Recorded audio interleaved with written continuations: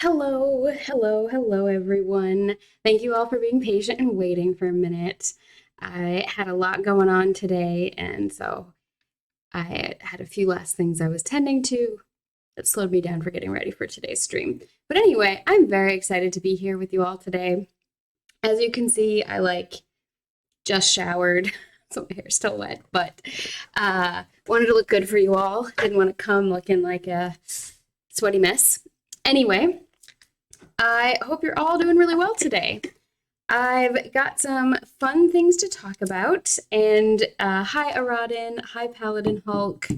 Thank you for the subscription, Aradin. It's very appreciated. I got some fun things to talk about. We're going to keep talking about the things we have been recently over the last couple of weeks, or last couple of streams, I guess, because it's been sort of spread out. But talking a lot about friendship and sort of how do we make friends and what makes it more difficult. I have one thing to start the day with that is not related to that.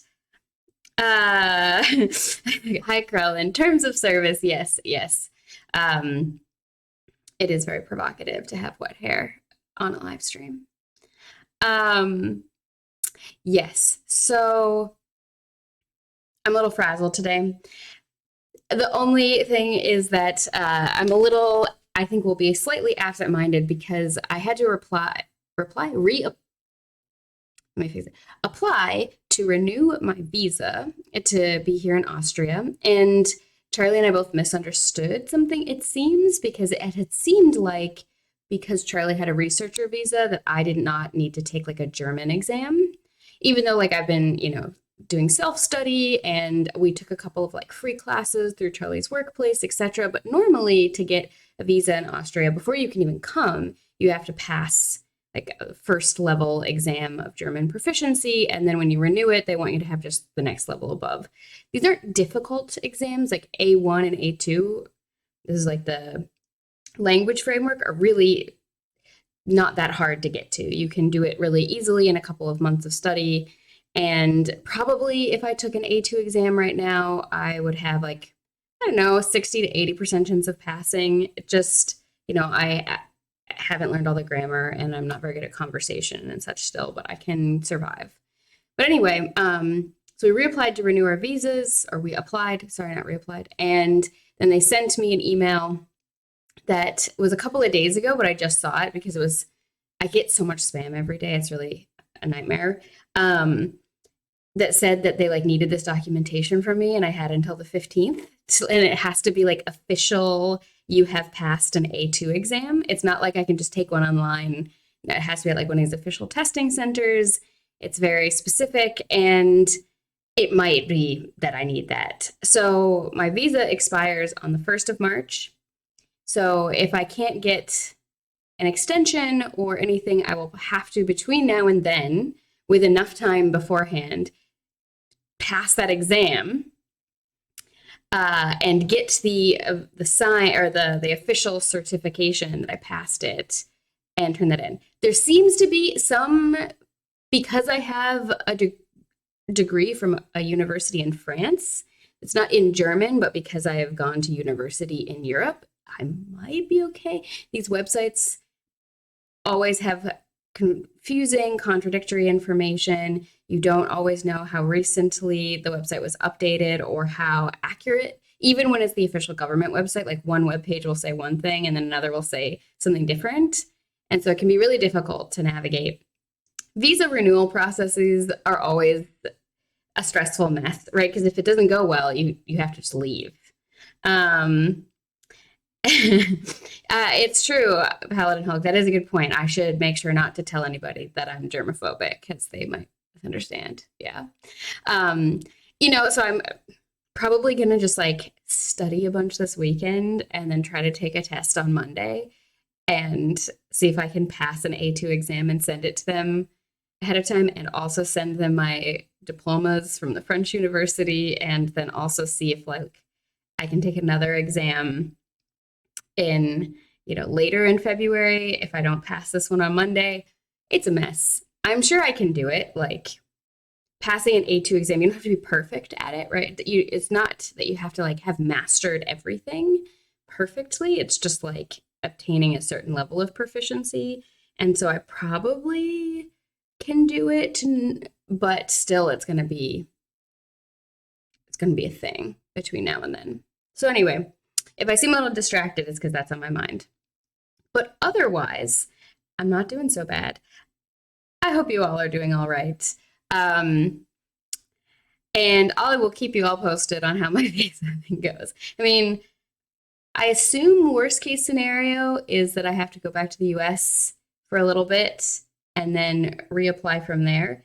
The only problem is I would have to become a resident of Massachusetts and then go to DC. It's always, like I said, it's a hot mess. These things are complicated. Immigration is not easy.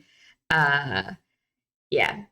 But on the other side, if I do get to renew my visa and everything is good, after this next visa, should be able to apply for permanent residence in Europe.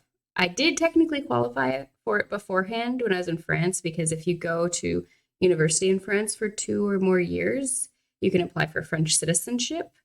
But with that, it's lapsed. I left France for too long. I wouldn't have been able to like just leave France for 5 years and then apply. It needed to be then, so I missed that. But I might be able to apply for permanent residence, which would be cool because I like living in Europe.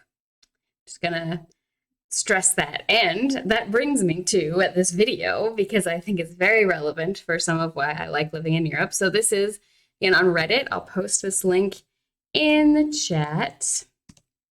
Oh, Aradin, you said you believe in me. Thank you. I appreciate that. And yesterday I had really brain foggy days, so that wasn't fun, but other than that, I'm okay. Yeah, I'm glad you're doing okay. Brain fog is genuinely difficult. The YouTuber Healthy Gamer GG actually just recently did a video on brain fog and some of like what we seem to think brain fog is sort of biologically, and some things that might help prevent it. My only gripe with that video is that he confuses 2 different cardiac conditions. He confuses POTS, and he says it's a blood pressure thing, but POTS stands for postural orthostatic tachycardia syndrome. And then there's also orthostatic hypotension, which is the other issue, which is like when you stand up and your blood pressure goes too low. And they're really similar because it's basically when you change your sort of position, like going from sitting or lying down to standing is actually a pretty intense process, because your whole body has to work together to compensate for gravity and your movement and to make sure you're still getting blood. But both of those issues are very different mechanisms, and they can actually have multiple underlying mechanisms. They just seem really similar because they both have the impact of you stand up and you get lightheaded, but what's causing it can be different. So anyway, that's my one caveat, is I'm pretty sure that he's mixing these 2 things up. And the only reason why I feel confident in saying that is because I have one of them and have been tested thoroughly for figuring out which one of the 2 it was. So I'm just like, okay, anyway, that's an aside. That's my very nerdy, like, neurodivergent way of reacting to things, which is just like being very matter of fact about everything. Anyway, okay. Check out that video. It is good. I recommend it. That is the only thing I want to say about it. All right, I want to show you this video. It's on Reddit on Not Just Bikes. It is, says here at the top, a Dutch man on car-centric infrastructure in America. He mentions Not Just Bikes, and he's being interviewed. This is in Dutch, so you'll have to read the subtitles. And let's just check it out.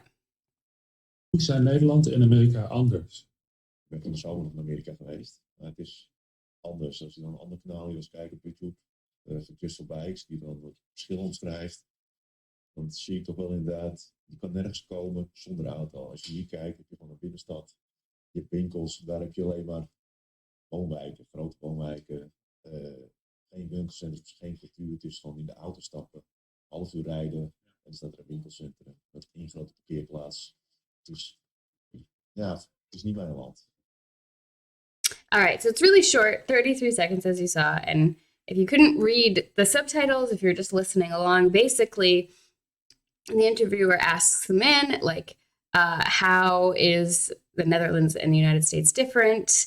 And basically he's just like, well, I think there's this YouTube channel, Not Just Bikes, that describes the differences really well, but I went there and I didn't really like it because basically you can't get anywhere without a car. Everything's like a 30-minute drive apart. There's not a like sense of core community and culture and everything. It's just basically like you're in your house, you get in a car, you drive somewhere to a big parking lot to go to a big shopping mall, and then it's not like a lot of Europe or even a lot of Asia, which is the two places I have context for, in which, yeah, everything really is within walking distance, pretty much, and things are really accessible. So this is also relevant to our discussion today about friendship. I know I mentioned this previous streams, but I think it's always worth repeating, which is basically that infrastructure is a consent issue. It's an autonomy issue, right? Like our ability to make decisions for what we think is best for us is heavily affected by what the infrastructure is, what we can actually do. And if we become completely dependent on cars, that means that if anything goes wrong with that, right? If there's a single point of failure to all of these different things that are important in life, it's very precarious, right? If anything goes wrong with the car, like the car breaks, it gets stolen, you don't have money for gas, whatever, the traffic is too bad, there's no parking somewhere, it makes it so that there's just a lot that we can't do. Whereas if we have places that are human scale, where you can get to everywhere you need to go within, say 15 minutes at most, where your friends are really accessible, where you can see them easily without needing to sort of make this big schedule, that things that allow for more spontaneity, for example, because some of this is culture, but some of this is also because of logistics. We don't have the tendency to just like run into each other and have impromptu hangouts. But we also have a tendency to need to really schedule things, because if we're driving to our workplaces that are not, a 10-minute drive, but are maybe 45 minutes or more, and then all of the third places are far away, and then we are far away from our friends, it really requires that we have to schedule things. And, we joke all the time. You see so many memes about it on the internet, which is just like, oh, me getting ready, and it's like I'm looking sad in the shower because like the me that made plans and the me that has to do these plans are different. But let's take that seriously for a moment. Sometimes we're tired. We're just not in the mood to do things. If everything requires that you really schedule things out, you basically have fewer options because you have to schedule things out, but you can't very accurately predict how you're going to feel in that future space. Are you going to be sick? Are you going to have had a really stressful work day? Are you going to be really distracted about something? Are you going to have just gotten a new video game and that's like all you can think about and you really just want to go home and play that, and so you're not going to enjoy being out with your friends as much?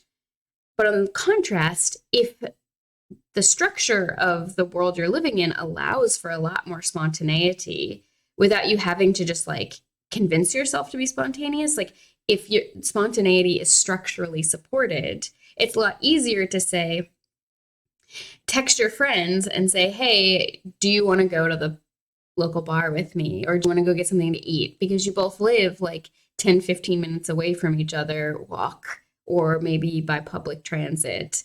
And it's really, really easy then. And then it's really easy to make these plans last minute because it's not going to involve like a 45-minute or longer drive and the need to find parking. And driving is mentally taxing. That's the other thing, is like at the end of the day, at the end of the workday, a lot of the time we're mentally taxed, right? Like our mental energy is mostly spent. And we maybe have the energy to do things like drive home, run an errand or two, cook our food, and then kind of shut off our brains a lot of the time. And then having the mental energy to go for another drive and go to another place is really hard because driving is going to take so much of that. Even if you think it doesn't, it does. Driving makes us tired for a number of reasons, but including just physically, because it's so much vibration for so long that it actually physically wears you out because there's all these tiny muscles and structures inside your body that are responsible for holding things in place, keeping your body steady, etc. And with all that vibration, you don't realize it, but a lot of these tiny muscles are getting this huge workout inside of you while you're driving, because that can be a lot for your body to keep up with. It's one of the reasons why we can get so exhausted from taking a road trip or just like driving in between places. And you have to focus. Otherwise, you're going to potentially kill yourself or somebody else. So it is mentally and physically taxing. So it makes it harder to have that spontaneity, because any spontaneous plans also comes with the question, do I have the energy for the drive and the finding parking that this will require? And maybe you do sometimes, but how consistently are you going to have that? How consistently do you have access to that energy? And, can that sustain regular interactions with friends? It's a lot harder. It can for somebody, or it's not somebody, some people. It can for some people, but it is genuinely much more difficult versus like where I live, where there's like a million trains and buses and streetcars right here. There's also like city rental bikes that are free for the first hour, and then they're like less than €1 for every hour after that. And like, it's unlikely it would take you more than an hour on a bicycle. Like, it takes you like 15 minutes to get across the city. That's not very taxing. So even if I have a friend who, say, lives on the opposite side of the city from me, it's maybe going to take me 25 minutes really to get to them. There are some places where it might take longer for sure, but it's also less likely that I'm going to be friends with a lot of people who live that far out. Or they probably work in the city and I live in the city, and it's easy for us to meet up after work. These are things that structurally support friendship and spontaneity. And I agree with you, Arad, and what if we run out of gas in general? That's also a big thing. That's just more like one of the ways we've set society up very precariously. That's also true in Europe. We're really dependent in Europe on natural gas, and so is America. But, Europe really, a lot of the power plants and everything are natural gas plants. It's just difficult. Oh, hello, Second Rate Pro. Thank you for the follow. Much appreciated. So as you can see, it kind of all comes together, right? This is why I do want to stress that 90% of why most of us don't have that many friends is really not our fault. The last 10%, I don't want to say that it's your fault either. I mean, I don't really like that sort of framework for thinking about things. I don't think it's very helpful. It's not very growth mindset.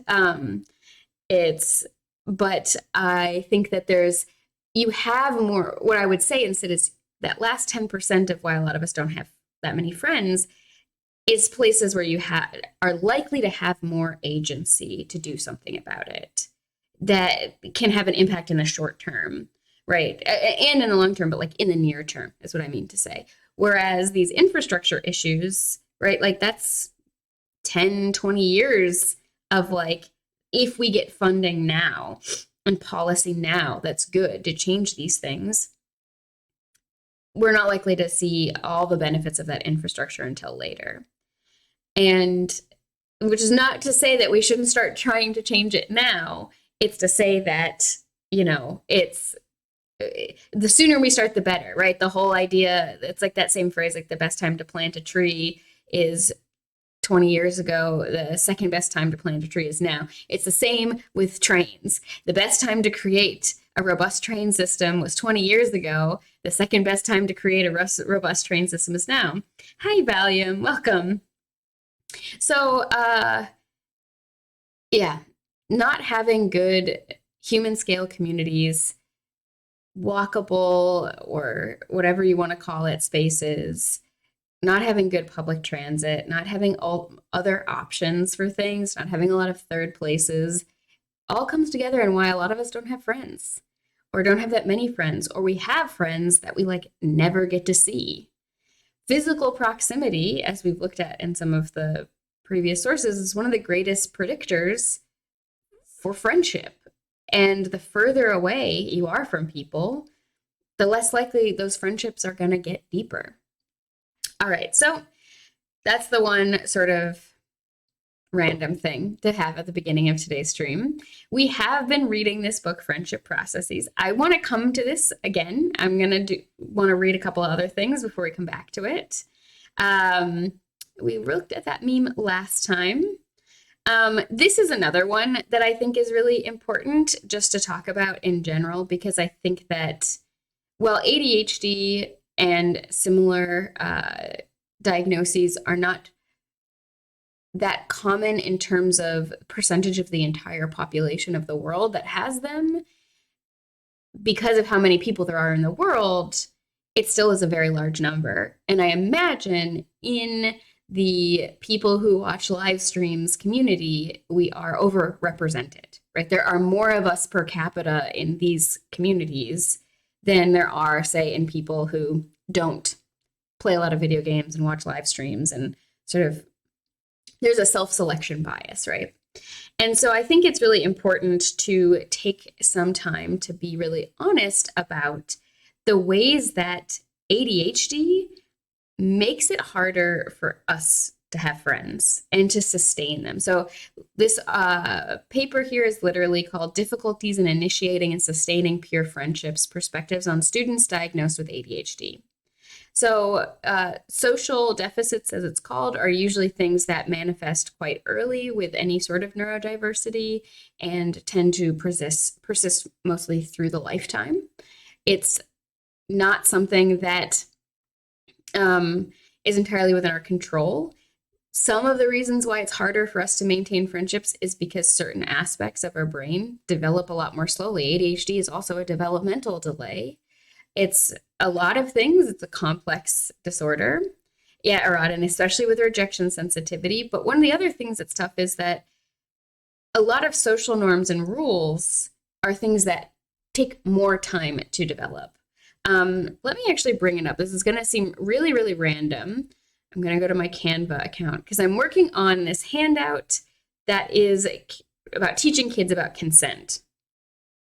And this is something that, let's just go ahead and read through it a little bit. I'm going to just close out of so I have some notes and stuff because this is still a draft, right? So it's not finished. Though if you have thoughts and stuff, like, let me know. We're going to put this on our website in the near future once I finish it, and I'll have citations and everything. That's in a separate document currently. But some of this is relevant to early childhood experiences that we have with friendship, well, actually across the entire childhood, because of what's happening developmentally at that time. So this is sort of like the general how to teach your kids about consent. The main idea is, just because I think it's good to share, is don't be afraid to talk about it, be developmentally appropriate, meaning keep it with what they can actually understand. Let them talk about their worries, focus on their daily life experiences. That goes together with being developmentally appropriate. They need for us to really learn things, we generally need to be able to put it into context. It's why, like, a really not great language class would be one that just like throws a bunch of really complicated grammar at you right away, because you don't have any context with which to put these rules. And it would just be like essentially the equivalent of memorizing, 100 numbers of pi, but having no idea how to really use pi. It's like, that's actually going to be really hard for that to stick. So if you don't have context for the things that you're learning, it becomes a lot harder for you to remember. And so this is kind of what this means. Practice consent with them and manage your own anxiety. Those are the general ideas, but how to talk to kids about consent. And we kind of go through these different developmental stages. Obviously, there's like a lot that happens over the course of each of these stages that I'm going to bring up, but the point is that I want to read about the information on what is happening developmentally at this age, because it's going to be relevant to these friendship discussions. So this one here is toddlers, so 1 to 3 years old. So at this stage of development, things are changing rapidly. Small children take time to learn that they are separate beings from others, that their actions can hurt others, and that other people might want something different from them. Consent will be a concept that they won't always use correctly or understand, but setting the foundation now is important. It is also normal for children this age to test boundaries, not because they are disobedient, but because they are learning about reality. Even though we sometimes cannot respect all their desires, such as things regarding safety, hygiene, or time, it is essential that we never force them to give affection or use pain, physical restriction as punishments. Children won't learn what we want from them, what we want them to from negative reinforcement, and will only learn to associate us with pain or fear. And yeah, really, this is true. Positive reinforcement is really the only thing that research shows actually works in the long term to modify behavior. Negative reinforcement actually just tends to create avoidance behaviors, which does not actually change the behavior that we're trying to change. It just teaches people not to trust you.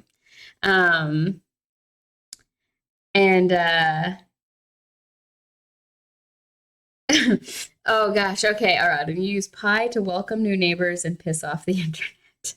Yes.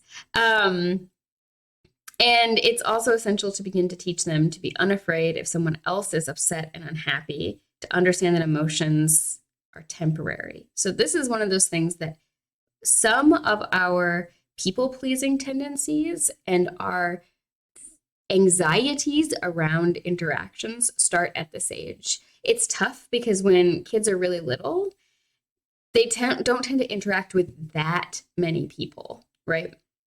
And so we get really used to a lot of things being incredibly predictable. But if that world around us is not predictable, if things are really, just really not predictable, it can be really stressful, especially if things are not predictable in a way that is uncomfortable or is like sensory information overload, right? That can be hard. And when they're 1 to sort of 3 years old, as they begin to sort of interact with people, they still don't totally understand that other people are separate from them, but they can start to sort of read faces and to read emotions and have negative associations with certain types of expression. It's also where kids really start to learn a little bit about, what is and isn't normal. Okay, early childhood, 3 to 6 years old. Let's go into what's happening developmentally at that point. At this age, children are still developing rapidly. They will continue to want to explore the self and the world through touch and movement, and will start to understand basic cause and effect. They will still not fully understand that other people are separate from them, but will begin to understand social cues. They will also begin to better, I gotta fix that now that I see it, to better understand time, even if things like delayed gratification are difficult for them.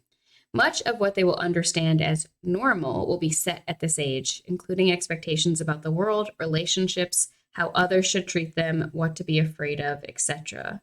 They will likely begin to more actively pantomime things adults do and say. They benefit from concrete and direct examples. Mood swings are especially common because they are trying to understand and practice their feelings. It's important to continue to use structure and positive reinforcement. Punishment will not be effective and will have negative consequences. Time is an amorphous blob now. It's true. COVID time has really still weird that it's not like 2020 still. Valium, you said there seems to be an overwhelming majority still singing the praises of corporal punishment, despite, like you said, research having shown time and time again how damaging it can be. It's a tenacious practice. Absolutely. I mean, it's one of those things that's like, one, it literally is in the Bible. The Bible tells parents not hit their children, but how and when to hit children and how to sort of interact with them in that way. It's also something that's really, socially reinforced because it's what you were brought up with. Remember, at this age, this is where we start to set what to expect as normal.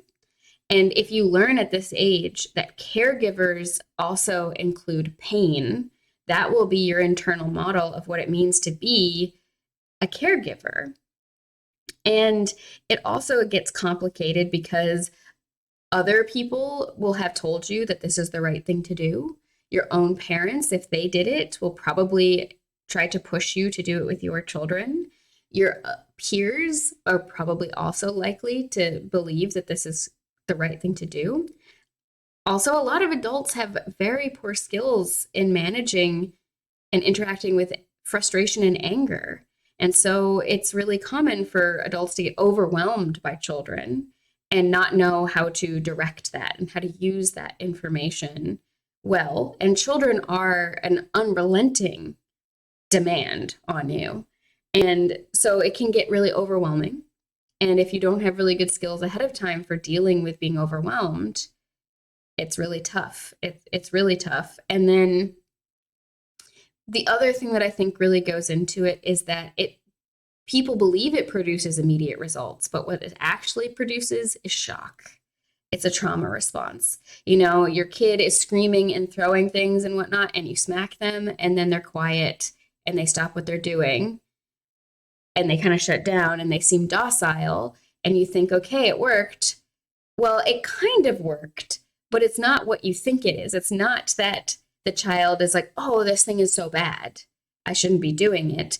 Kids, especially little kids, really do not understand cause and effect that well. Like, this is very well known in sort of developmental psychology. Understanding of cause and effect takes a very long time to develop. It really doesn't finish until we're like in our mid to late 20s. And it's even later for people with ADHD. And so this is also what it gets into with ADHD and any sort of developmental delay. All of this is different. This timeline takes longer.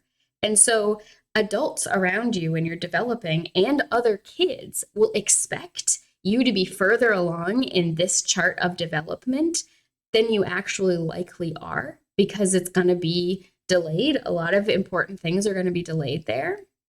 And people can get upset because they can be like, well, these other kids the same age as my child are able to do all these things, and they understand, why is my kid so difficult? And even if they're not physically, violent, if they don't use corporal punishment, they might still reject. They might still give you the cold shoulder. And there's a lot of research also into things like timeout. Does timeout actually help? And the research is pretty much like, timeout works if it's a short break from like engagement with each other, but just putting a kid in a corner or making them go to their room doesn't work. And rejecting the child, like refusing to acknowledge, giving your child the silent treatment, just tends to produce confusion, because kids really learn what is normal. And if they learn that the world around them is not that predictable, especially when they still don't have a good grasp of cause and effect, that's going to teach them to be unsure of how people are going to react to them and feel less steady in their relationship to caregivers and, people who are close to them. And the other complicating factor is that if you have ADHD or any kind of neurodivergence, at least one of your parents does, if not both of them, most likely. In terms of heritability, it's highly heritable. And so if your parents didn't get interventions related to ADHD when they were young, and they've learned to sort of manage it through, some sort of like Frankenstein's monster of coping skills and, avoidance techniques and whatever, like it gets tough. It gets tough. As I've gotten older and looked back on my childhood, so many of the things that really hurt me as a kid, I have come to understand were because my parents were both really ADD and did not have medication, did not have support. They're both the inattentive type. And yeah, that's rough. That's rough. So what else are we all saying? Paladin Hulk, you said time is like smoking. It'll kill you eventually. for sure. Aradin, I think part of that is that people don't want to believe that they did something that wasn't helpful, and so they reject anything that tells them they did something harmful. That's also true. There's a bunch of like sunk cost fallacy, right? If I've been using corporal punishment and suddenly I hear it's damaging my child, that's frightening. That's stressful. And stopping would mean accepting that I was doing something that was harmful versus rejecting that information. It's self-protective. It's the same reason why, in general, if you ever try to have like a heart-to-heart with your parents about ways that they hurt you when you were a kid, probably it didn't go that well. Right. Probably. I mean, I think that's a pretty common experience is you try to sit your parents down and be like, yo, this thing you did was really messed up. Like, what was the deal with that? And they'll just be like, I don't know what you're talking about. Or like, no, you're remembering it wrong. Or you're so ridiculous. You were always, they'll do that kind of thing because we have this idea that what it means to be a parent is to protect your child from all harm. And if you fail to do that in any way, especially if you were the source of harm, that means you failed as a parent and you're a bad person. And it's really hard for parents to hold their children's pain, especially if they're the originator of a lot of it. Anyway, continuing. So if we have inconsistency in our interactions with our caregivers at this time, this will also make it harder for us to know what to expect from our peers. We will be more likely to either learn to not care about how they're going to react and just kind of do whatever we want, which then will make us kind of difficult people to interact with. Or we might learn to be so preoccupied with how people react that we freeze up. This is also where some of attachment theory, this is sort of, attachment theory is basically also saying the same sort of thing, which, and if you don't know what attachment theory is, let me just give you the definition here. Attachment theory. Let's just go to something that can actually give us a good explanation. So here's the Wikipedia. It's pretty long. Let me find a simpler definition for you all. Yeah. Let me see. Simply psychology. Okay. Attachment is defined as lasting psychological connectedness between humans and may be considered interchangeable with concepts such as affectional bond and emotional bond. A human being's first attachment is often established during infancy with the primary caregiver. However, it must be noted that attachment is not unique to infant caregiver relationships, but may also be present in other forms of social relationships. Attachments of various kinds are formed through the repeated act of attachment behaviors or attachment transactions, a continuing process of seeking and maintaining a certain level of proximity to another specified individual. So as you can see here, our understanding of what to expect from other people comes from repeated things. But if there's a lot of inconsistency, there's always some variability, right? Because life. But if there's too much variability, or if there are a bunch of really negative experiences with it, it will tend to cause disturbances in attachment, it seems, right? Like this is a theory because pretty much with everything in psychology, it can't be completely proven or disproven because, you know, we don't have the tools to really measure a lot of these things. We can just look at behaviors and what people report. So this is a pretty good summary of it. Because caregivers vary in their levels of sensitivity and responsiveness, not all infants attach to caregivers in the same way. The original experiments dealt a lot with these really cute tiny monkeys, and they had different caregiver surrogates, and some of them were like just a bottle like on a stick, and some of them were like a wire frame with a bottle attached to it like a nipple, so it seemed like they were breastfeeding, and some of it was like a fuzzy thing, and then they looked at over that animal's lifespan how well did they respond to mates and peers, and they could see we've done some repetition of these kinds of studies in animals. Obviously we like can't actually do this to human beings because it's against the law, because you basically just be like torturing and traumatizing infants because of what we think is the outcome of that. So, you know, we can really only get like data on this in animals, and animal studies, using animal studies to say anything about like human nature is always dubious because there's so much variability even within animals, and our brains have things in common, but they're also quite different. And anyway, I'm going to not go on that tangent for too long. So basically, attachment is here. This take home message is great. This is exactly what I was going to say. Attachment can be defined as a deep and enduring emotional bond between two people in which each seeks closeness and feels more secure when in the presence of the attachment figure. Attachment behavior in adults towards the child includes responding sensitively and appropriately to the children's needs. Such behavior appears universal across cultures. Attachment theory explains how the parent-child relationship emerges and influences subsequent development. Attachments are most likely to form with those who responded accurately to the baby's signals, not the person they spend more time with. So this is why sometimes, Corellin, humans are animals, but not all animals are the same as each other, right? We don't all behave the same. Even within like crows, there's tremendous, like there are some, crow colonies in some places where like if one mated pair like doesn't stay with the whole group when they make their nests, they will literally like kill the mated pair. Like they'll first try and destroy the nest a bunch of times to encourage them to like move closer to the group, and if they refuse, they kill them. And then there are other crows of basically the same species in other parts of a country that don't exhibit that behavior. So even within one species, there's so much variation. And as Freud said in Civilization and Its Discontents, we can never compare humans to what we assume is the state of nature. And we can't claim what is natural, i.e. default and purely instinctual in nature. We can't look at ants and say, this is what is the purest expression of instinct, because, and again, remember Freud said this, we have no way of knowing whether or not ants struggled for thousands of years to build their institutions. And it's true.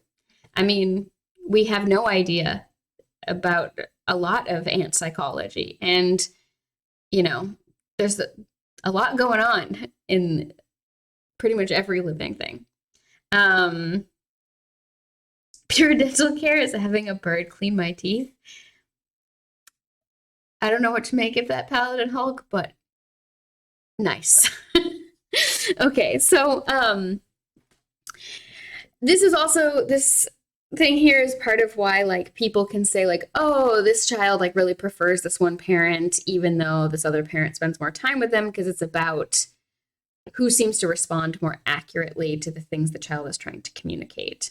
Okay, so what does this mean? We seem to be able to think that what you learn as a really little kid sort of anchors in adult behaviors. There's a lot of evidence for this, but it's not to say that like your childhood is your destiny. You can do a lot. And there are different attachment styles. There's secure, preoccupied, dismissive, and fearful. And dismissive is also called avoidant. And, secure is kind of the ideal. It's where you feel comfortable being away from your attachment figure. So you can see that in little kids where like if the parents all go to the park together, does the kid feel comfortable losing sight of their caregiver? Or if they realize they've lost sight of their caregiver, do they like have a meltdown? How comfortable do the kids feel going out and exploring and then returning eventually? And we can see variations in this where preoccupied will be the kind of person who's like, if they don't see their caregiver all the time, they're going to have a meltdown. What that looks like in adult relationships is the kind of person who basically needs constant reassurance that you actually like them. Dismissive are the kinds of people who basically reject their caregivers, right? Like, so some people respond to inconsistency from caregivers as in, well, since I can't rely on this, I'm not going to accept it, and I'm going to need to provide for myself. And those are the kinds of people who, might struggle to form attachments to people because they have a hard time accepting closeness in that sort of way. And fearful is just like a hot mess of all of it. They're the kinds of people who can be like really afraid to get close to people while simultaneously really wanting to. And yeah, as it says here.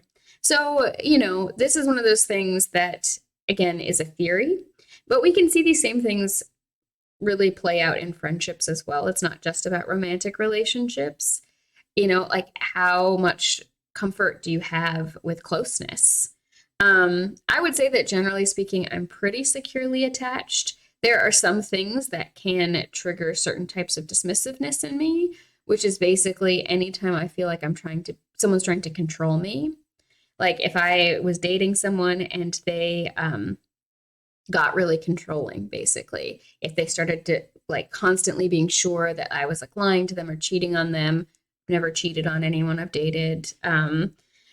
If they started demanding that I like constantly tell them 24/7 where I'm going, or they wanted me to give them access to like always be able to track my location through my cell phone, or they like accused me of like, like I once had a boyfriend who I put on makeup literally to see him at a party, and he was like, "Who are you slutting it up for?" And like that kind of behavior.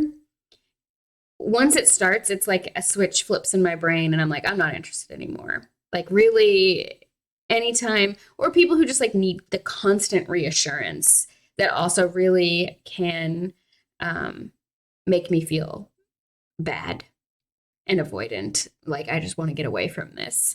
And I bring this up because part of the one idea I want to communicate here is that these things are not going to be always the same for everyone all the time.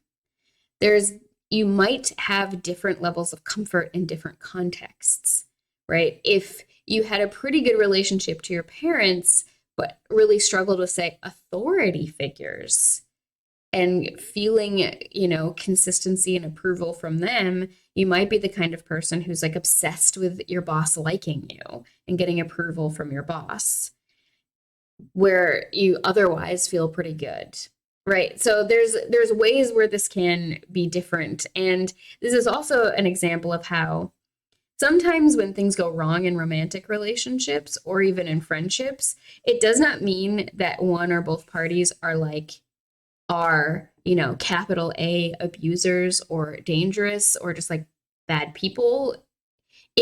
Sometimes these things are together with each other, it was not good. Like there are relationships that I ended in the past and even friendships that I've ended in the past because I realized that I was not good for them to be around.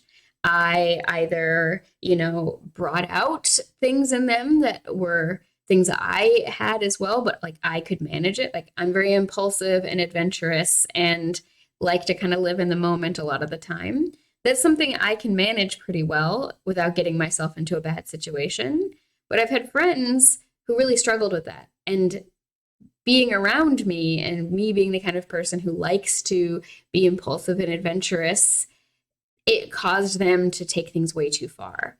Or I had friends or people I've dated who did need constant reassurance, and dating me made them feel miserable because of ADHD. I'm not good at giving that kind of constant reassurance either, because whatever's in front of me is whatever is the only thing that exists basically in my brain. And so it's very hard. Okay. So, and which is not to say that like I am bad to everybody that I date. It's just that I cannot be good for certain types of people. Certain types of people, we might be attracted to each other, but I don't feel like it's like ethically a good idea for me to date those kinds of people because I'm just going to hurt them. And then there are certain types of people that I shouldn't date because they're just going to hurt me. I can be really attracted to the completely emotionally unavailable, might not actually even like me type where like you never are quite sure. I don't know why. I think it's because they seem mysterious and like I'm attracted to the idea of like mystery and adventure and whatever. But there's so many things about one's psychology that even when you're aware of it, finding like a single linear origin story is impossible. And I think psychology is too messy. Or like I think our minds are actually too messy for that. So trying to like have a why do I like this thing is not always useful. This is also a good point to talk about like one of the differences between like therapy and something like coaching, because they can seem really similar, but therapy is really focused on things like the past and like looking into your past to figure out things that happened a long time ago that might still be impacting you now. Whereas coaching is really focused on like, well, we can't change the past. So let's look at how you're doing things now and think about how we want to change them in the future. So both can be really good. So yeah, maybe it sounded like I was trying to say therapy is not so great because we can't actually know these things, but that's not at all what I'm trying to say. What I'm trying to say is therapy does actually work and work miracles for a lot of people. It's just trying to, what people think psychology is going to do is give you these linear stories, and it really can't. It can just help you identify patterns. Okay, so what does this all mean for friendship, and what does this mean for ADHD? Well, it means that your early experiences with caregivers and with friends is going to set what you think is normal for the rest of your life, unless you work to change those baselines. And it's also going to be harder when you have ADHD or any kind of neurodiversity. My cat just made the cutest little meow. Okay. I want them to come over here now. It was so cute. Yes. Where was I? Right. If you have ADHD, not only are you going to be less consistent in the world around you, but your caregivers likely also have ADHD, so they will struggle with consistency. And also the developmental delays means that people are going to be angry at you for not having developed more. And they're going to be confused and they're not going to know how to react to you. Okay. Here's this. I think this simple psychology is pretty good. Aradin, you said, Carlin, you said avoidant. Aradin, you said preoccupied. Yeah, I think it's often pretty easy for us to like look at ourselves and be like, okay, yeah, I'm pretty sure this is how I react. Because like for me, I know it's really context dependent, but generally speaking, I feel pretty secure. There are some situations that can make me very avoidant, and I don't think there are really any that make me very preoccupied. But I do have people pleasing tendencies, which I think goes hand in hand with being kind of preoccupied. So I'll have to figure it out. All right, Aradin, you also said, oh, now that I am at my computer rather than my phone, I saw an article that made me shake my head at how messed up it was about how the solution to work-life balance is commuting and how does liminal space and the solution to work burnout, so many issues. Yeah, I'm just going to assume that that person is an idiot and leave it. Like, that doesn't make any sense. And like, why were they writing that? Who paid them to lie? Yeah, okay. And also, I'm glad, Aradin, that your cat has a really adorable trill. Okay, so let's go back to this slide or these pictures here, because I think there's some more good things to talk about. Okay, early school age, 6 to 9 years old. So children at this age begin to build a more complex understanding of the world. Friendships and social interactions become less simple and are more prone to rapid change. Children often begin to develop greater capacity for emotional nuance and will start to build their own individual identity. Self-esteem can often begin a downward trend at this age, which can be heavily exacerbated by feelings of powerlessness or feeling the world is too unpredictable. They also begin to be able to understand why they can't have something, the limits of their agency, and that others have different experiences than them. When things go wrong, take time to help them process why and imagine different courses of action. So this is also really relevant. This next part here is just about, this is the age most children are first exposed to pornography and how you should probably talk to them about sex before they see hardcore porn, because it's pretty much all hardcore at this point, because it'll just be really disturbing for them most likely. So the earlier you talk to them about it in a developmentally appropriate way, the less likely that's damaging. And that can include things like teaching them that if something makes them uncomfortable, they are allowed to just walk away. That's one of those things that's really important about teaching people consent, is because it can help with these people-pleasing tendencies. Because if we get stuck in people-pleasing, it's a lot harder for us to set boundaries. Or if we're the opposite, if we're incredibly dismissive of people around us and we're not people pleasers at all, it can make it also hard for us to respect other people's boundaries, to slow down enough to consider how is this going to affect other people. So you probably have some memory of a friendship that happened between the ages of 6 and 9 that was great one day and then fell apart the next, and you're not sure why. I think that's a pretty common experience. Or where you were, had this big friend group and then suddenly it changed because someone else joined or someone moved or something happened, and that there were a lot of big feelings and emotions. This is normal. Again, this is kids getting practice. They need practice with their feelings. They need to learn how to experience their feelings. And they also, which includes practicing things like saying no to people and distancing themselves from people and figuring out a little bit of who are they and who are they in relation to other people. This is where it really starts to be something that kids actively practice. But this point here, self-esteem can often begin a downward trend at this age, which can be heavily exacerbated by feelings of powerlessness or feeling the world is too unpredictable. What does this have to do with friendship? Well, if you have low self-esteem, one, it's harder to put yourself out there and to feel secure in making friends. You might wonder, why does someone want to be friends with you, or think that people are going to just dislike you? And the other thing is that,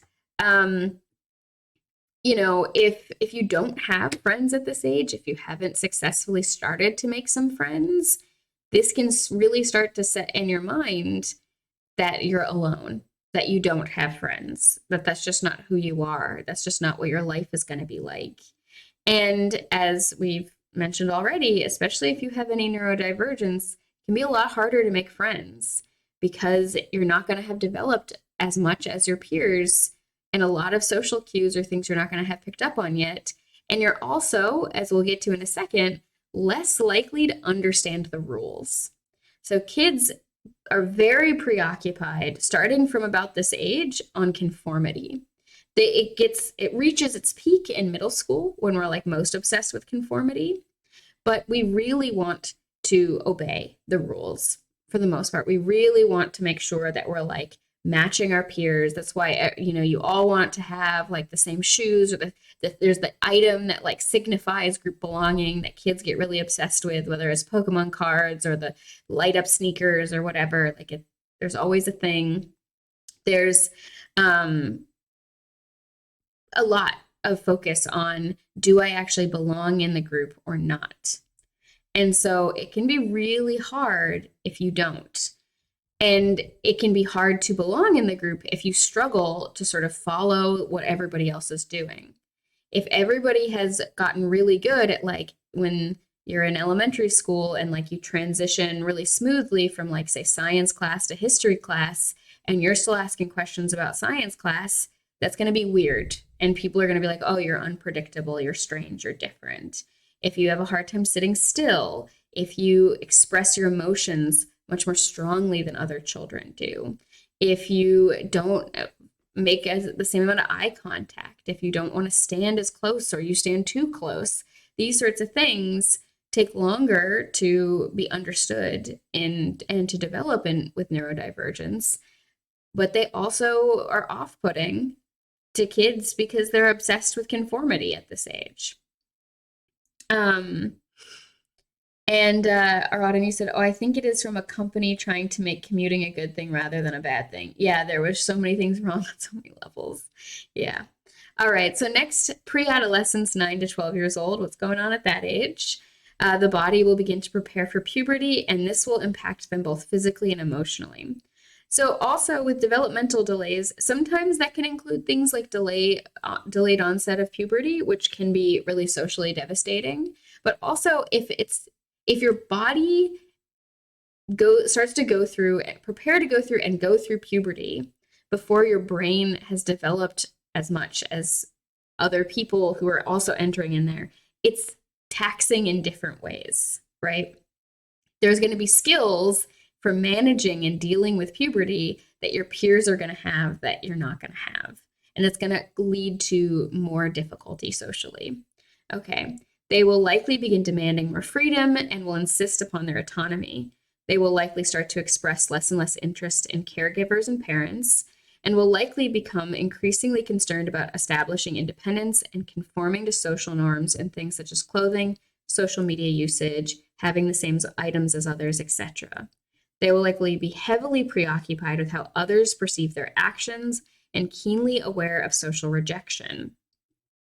This will likely be accompanied by increasing understanding of and focus on the idea of right versus wrong and fairness, especially if they believe that other people's opinion of them or rejection of them is unfair.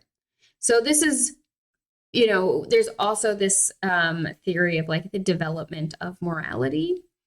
And one of the early stages in this theory is just like focus on rules, rule-based morality, and very much like it is wrong to do this thing because it's against the rules.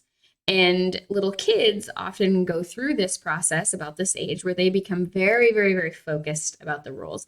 Kids that are younger than this, especially kids around the age of like 4 or 5 years old, they're going to be testing boundaries a lot. They're going to be experimenting with boundaries. If you've ever played a game with kids at that age, you may have noticed that they cheat a lot.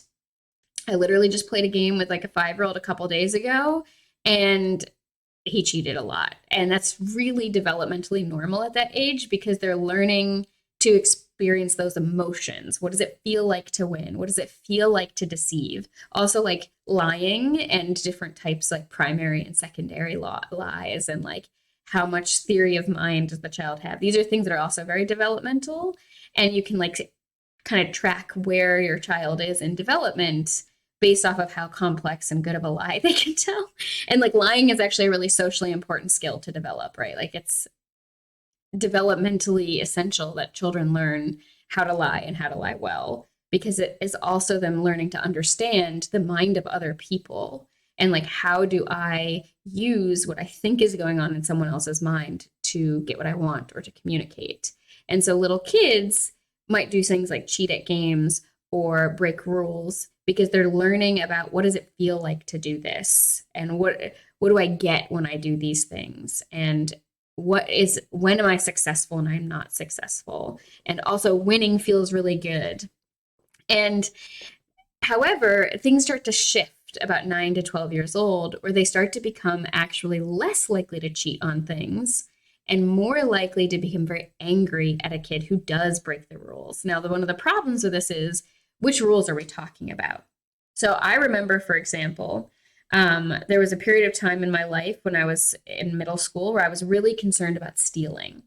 When I was a little kid, I was like a candy thief, right? Like we would go to like 7-Eleven, and at the time they had these like movie theater type buckets where you could like pull out some candy into a bag and they would weigh it. And I would, like, when no one was looking, like take one and put it in my mouth. I got in so much trouble as a little kid. I felt so bad. I only did it like a couple of times, but like at the time I was just like, well, I have all these ideas. And if you read some of the other things I wrote, it's also really common for kids at certain ages to really want to test the rules of things and test like to what extent these rules apply. Because they're just trying to understand the world and get practice with things. It doesn't mean the kid is like good or bad. It's just literally they need to practice understanding these things to be more successful as adults. And but then I got to a point in middle school where I remember being very preoccupied with rules and like, is someone breaking the rules? And one of them was stealing.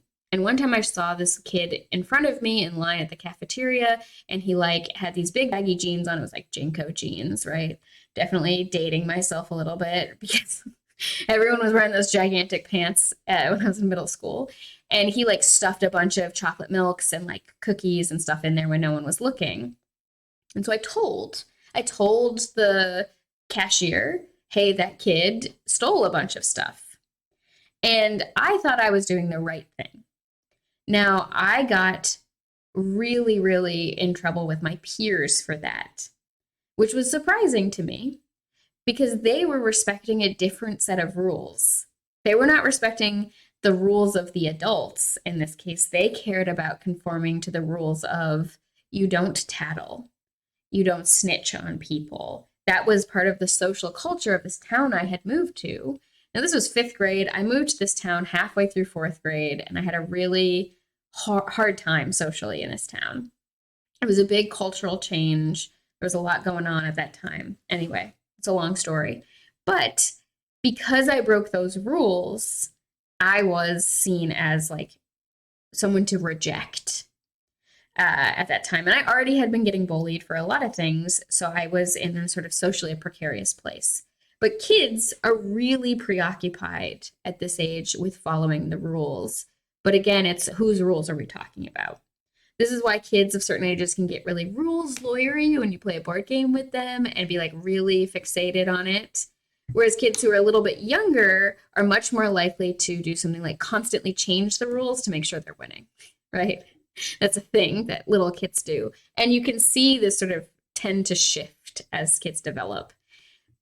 Again, here though, part of the reason why I'm sharing this with you is because one, not all the time do we get the opportunity to really practice and learn these skills when we're kids, but also sometimes you can get into a real downward spiral of social belonging that can be really hard to get out of to get practice with friendship. And what often happens is you get kids who, fall out of the social graces somewhere along this line and really lag in catching back up if they ever do. So they might have no friends, or they might have one or two other friends who are also kind of rejected, but the quality and depth of those friendships can be really hit or miss, because those friendships are not always based off of we like each other, we enjoy the same things, we feel good in each other's company, we can explore things together, and often based on the circumstance of not having other friends and not belonging socially. And this can also exacerbate the issue of the less practice these kids have gotten with developing social skills, the more likely they are to continue to have deficits in social skills. And if they're only really interacting with other people who are also not very practiced in these social skills, it gets really hard. I remember also like trying to make friends with a lot of these other sort of rejected kids, and sometimes coming to the conclusion of like, oh no, this person was like socially ostracized for a reason. They're like really weird and unpredictable and make me really uncomfortable, or like they come to my house and they just like steal a ton of stuff. And there's a lot going on there. So continuing here, this will likely be accompanied by increasing understanding of and focus on the idea of right versus wrong and fairness, especially if they believe that other people's opinions of them or rejection of them is unfair. This is all developmentally appropriate and should be soothed and supported without judgment as much as possible. It is also important to start to help them understand that others have a right to their feelings and that we cannot control what others do and don't want. Don't be surprised if your child has a secret social media account or accounts or presents themselves online as very different than they are in reality. It is common at this age for children to start to experiment with different social identities. It is okay to set boundaries around inappropriate or harmful behavior and to enforce proportional consequences, but it is also important to help your child explore different ways of interacting with the world while feeling safe in the constancy of their relationship with you. So these are things that, as you can see, teach us a lot about friendship. And then 13 to 16, puberty will start during this age for most people. This will be a time of intense change in every aspect of their life. They will likely continue to place increasing importance on social relationships, but may become less fixated on conformity and more interested in establishing individuality. Experimenting with and exploring identity is an important developmental process at this age, and children will likely respond very negatively to any attempts to influence this process. They will become more and more focused on their independence and will likely experience new conflicts with family and friends as a result. They are also more likely to start to display distrust of authority and be less focused on the exact rules of things, testing both the limits of things but also their underlying logic. Their ability to understand abstract concepts will likely deepen. They will begin testing how to use those ideas and navigating interactions with others. Don't be surprised if your child brings up an abstract concept as reasoning for why they should get what they want. This is typical. For many, this is also when they begin to first experience romantic and sexual attraction. Because of fears of social rejection, they may still struggle to enforce boundaries with others or may tolerate more mistreatment from friends than you expect. Talk through it with them and let them know it's okay if others are angry at them or dislike them, and it's okay for them to be angry with others too. So here we can see that this time period, once puberty really starts, it also a big shift in social relationships and how you feel about your identity and other people. One of the risks that happens here is that kids who either entered into puberty much earlier than others or who are delayed relative to their peers and entering into puberty are a lot more likely to struggle socially. And it's also true that kids who've developed a lot are more likely to get negative attention rather than positive attention from their peers, with the exception of kids who've developed by getting really tall and being very physically, like having athletic sort of prowess as a result. There is a lot of good research about how like athletics often really influences social standing and social acceptance in a lot of American schools. There's a really good book on this, basically a PhD thesis called Dude, You're a Fag. And it's basically about looking at several different high schools in America and how masculinity is sort of taught over the course of high school and what are the sort of rituals of social teaching of masculinity, how is gender policed, and what is the difference between a really affluent school and a school that is less affluent, and things like homophobia and acceptance of gay and lesbian students. And it's a very good book. I really, really recommend it. It also is intense because it talks a lot about things like bullying and rejection. If you experience any of that, it can be very intense read. Brings up a lot of memories. Okay, so at this age, right, if you're not really like right on track with your peers in terms of how puberty is affecting you, that can lead to problems. You know, a kid who enters into puberty later than others and say doesn't start to have growth spurts is likely to be more and more socially rejected. As height really starts to differentiate, especially because we have a lot of positive biases towards people who are really tall, that can affect things. And also things like how much your breasts develop, how much facial hair you get, how quickly and how well does your voice deepen. All of these things can affect stuff. And the other thing is, if you have a family that is really, really strict, especially about your desires to experiment with different social identities, that can be hard because it means it's hard for you to get that practice. It's really important for figuring out who do you want to be and who do you want to be in relationship to other people and how do you want to navigate the world. It is really important kids get the opportunity to like change who they are every couple of weeks. You know, one time, like 1 month you want to be really preppy and like hang out with these kids, and then the next month you want to be punk and hang out with those kids. Like, you know, whatever it means. There might not be these really delineated groups so much anymore. That has actually started to really change a lot in schools. But yeah, it's important to be able to really experiment at this age. Okay, and then late adolescence. At this age, it is normal for children to begin to act and to feel and act like adults. Their bodies are finishing most of their development, and they will likely begin to be treated like an adult by strangers.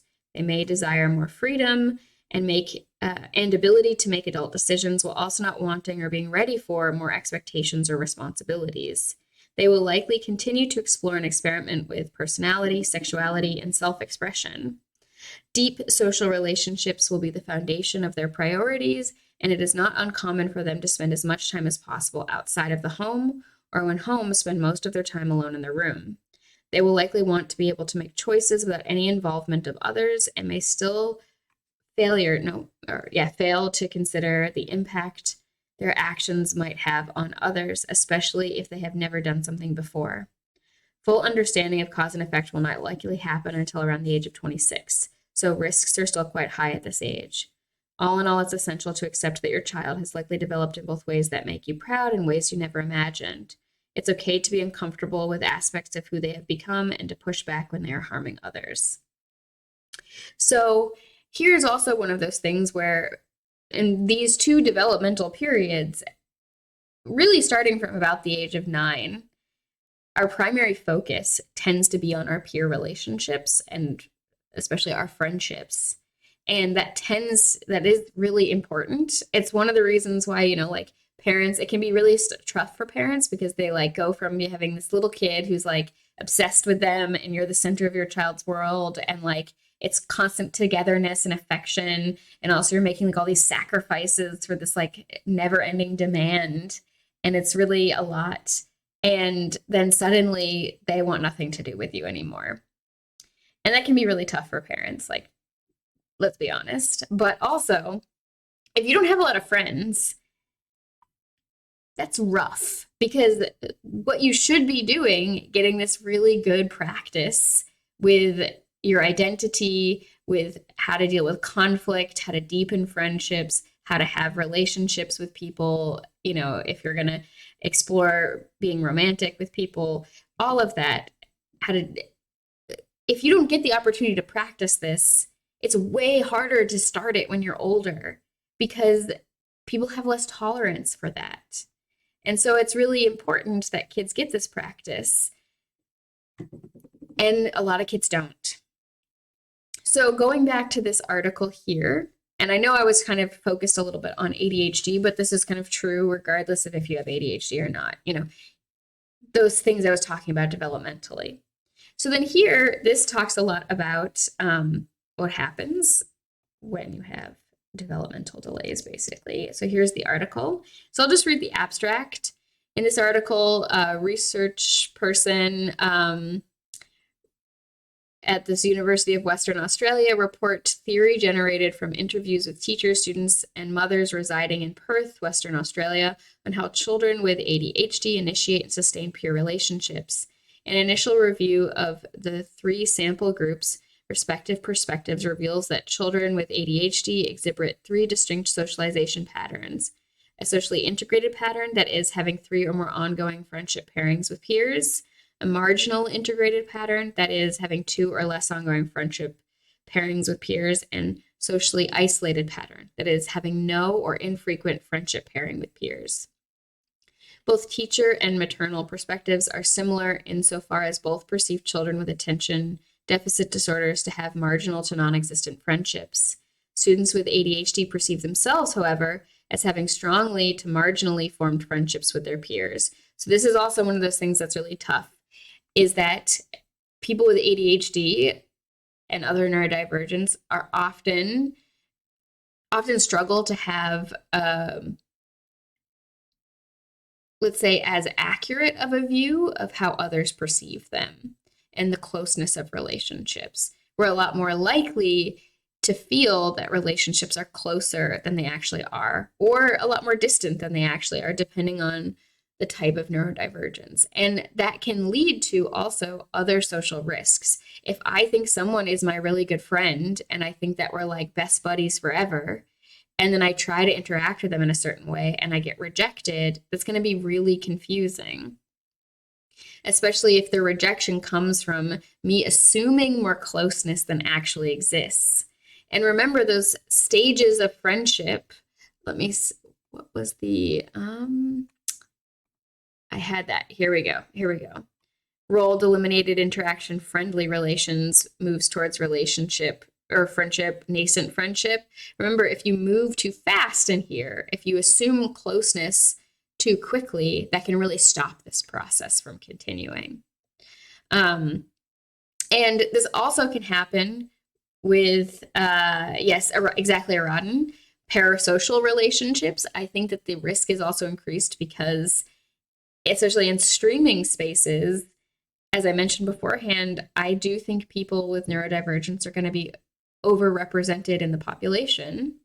And then it also is risky, even if you don't have any neurodivergence, because if you're struggling with friendships and you finally get someone who is kind of a friend, you're likely, I think a lot more likely, to assume that this is much closer than it actually is, because you're so lonely and you're so desperate, and you have less of a comparison point because you don't have as many other friendships. You're comparing it to being completely alone. And so then you're a lot more likely to assume it's much closer than it actually is, much more quickly, which can really turn people off and actually defeat that friendship very fast. Going back to this, just reading the rest, Amira Taylor and Stephen Houghton explore suggestions that differences between adult and child perspectives relate to diagnostic status, age, and developmental maturity. They identify opportunities for further research arising out of their work and indicate that a wider evidence base will be needed before robust recommendations for practice can be made. So one of the things that I think is an obvious thing to include in a grander study, which is talk to the kids who do not have ADHD and find out how do they feel about the kids that do. If the child who with ADHD reports that this is like their best friend and they're like so close and all this, does that child also report that? This is also like, as just an aside, whenever people say like, oh, I have an ex best friend to sort of justify why they're not bigoted or whatever, or to like say like why they should be allowed to do something, it's always important to ask, yeah, but are you their best friend? Because, and if so, are they also, or either way, are they comfortable with you using them in this manner? Setting that aside. Okay, so let's look at this article a little bit. Oh, actually, it's 5:30. Let's play some game. We'll look at this article next time because we're going to have a couple of topics in this friendship series where we're going to kind of go around in like a circle where we're going to come back to the same topic several times and each time take it a little bit further, because I think that it's important to sort of see how this all kind of weaves together, and including all the things we've been talking about previously, but also looking at new aspects and also consent. Because as I was reading that list of different developmental sort of what's kind of going on, especially socially, as you can see, understanding boundaries, exploring boundaries, expressing boundaries, consent is something kids are practicing, whether or not they call it that, right? This is something that kids are kind of going through. And if you struggle with this and doing it well, it can cause a whole host of other social issues. I'm going to turn down my brightness. Jeez, that is bright. All right.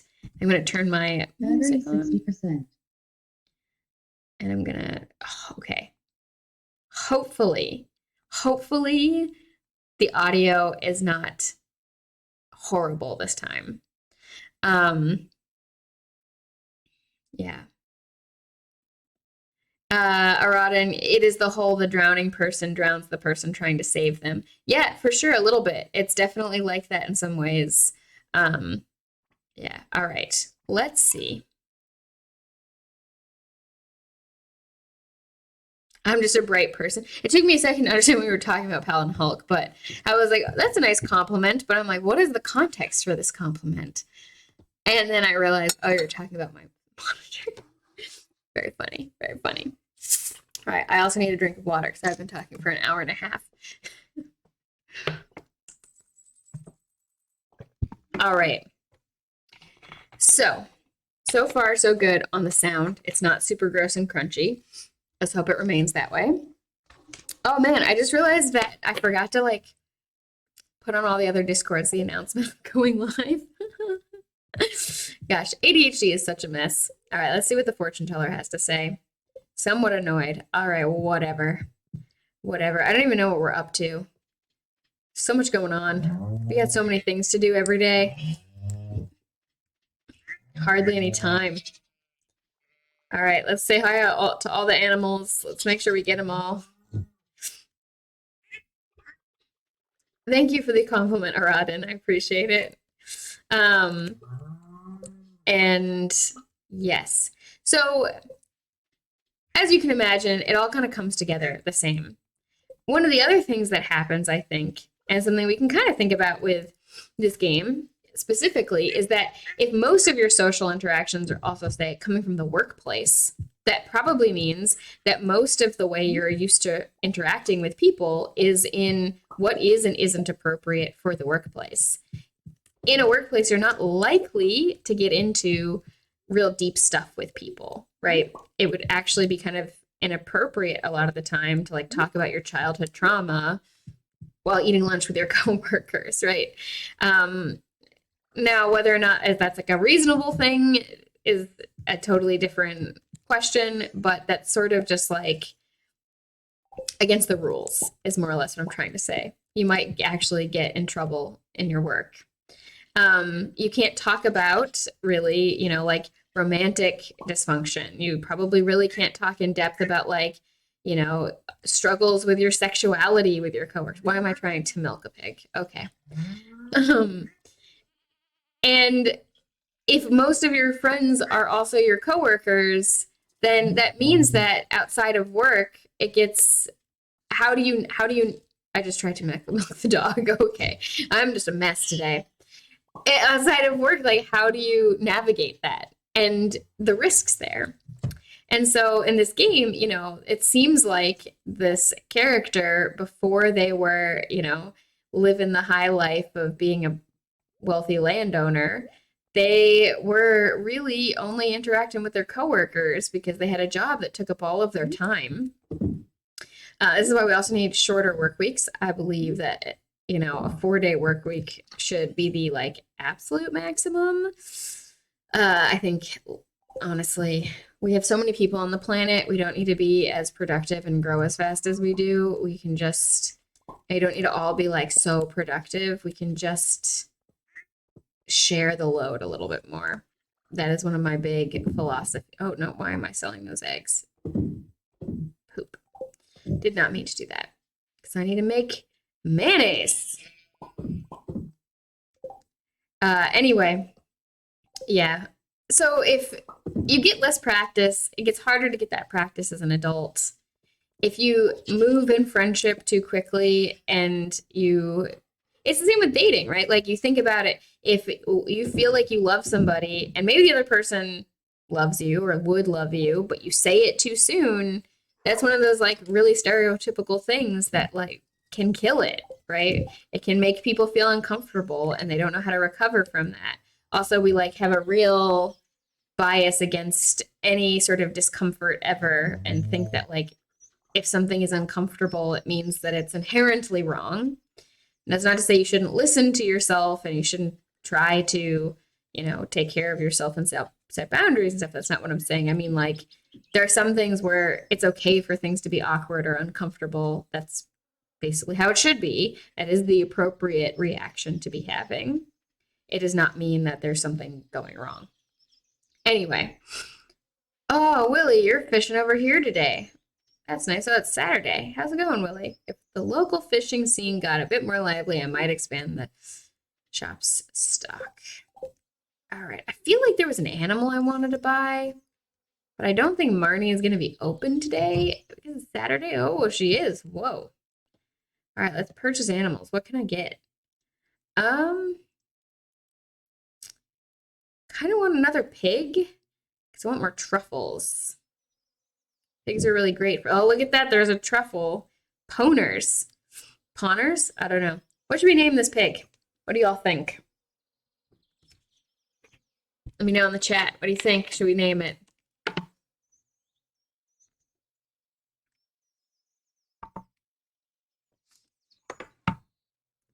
Socket. All right, let's do it. Let's do it. I like that.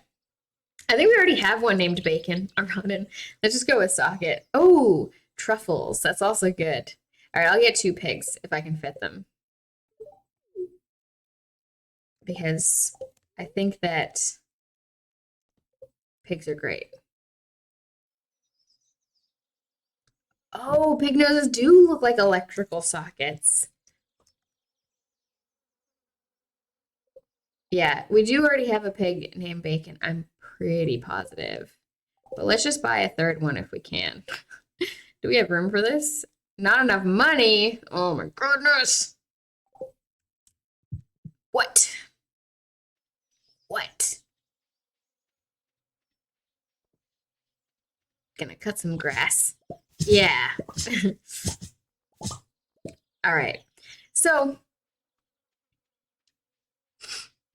what do you do, right? Like, let's just say you don't have that much practice. Let's just say you don't, and like you didn't get it, and I don't really know how to be friends with people. That's difficult. Yeah, it is just like my life. What do you do? Do you just say, all right, I didn't get it, so better luck next time? No. Right? That's one of those other things that people sometimes forget is like, even if there is a next time, you still want to make this time as good as possible, right? And like we have no way of knowing for sure what happens after we die. So like really shouldn't just give up on your life.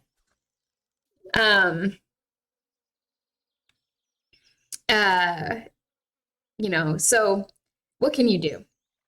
Well, if you remember last week, we talked about how like if you're not sure you want to go to the party, you can use the idea of the mere exposure effect, that the more people see something, the more positive they tend to feel about it.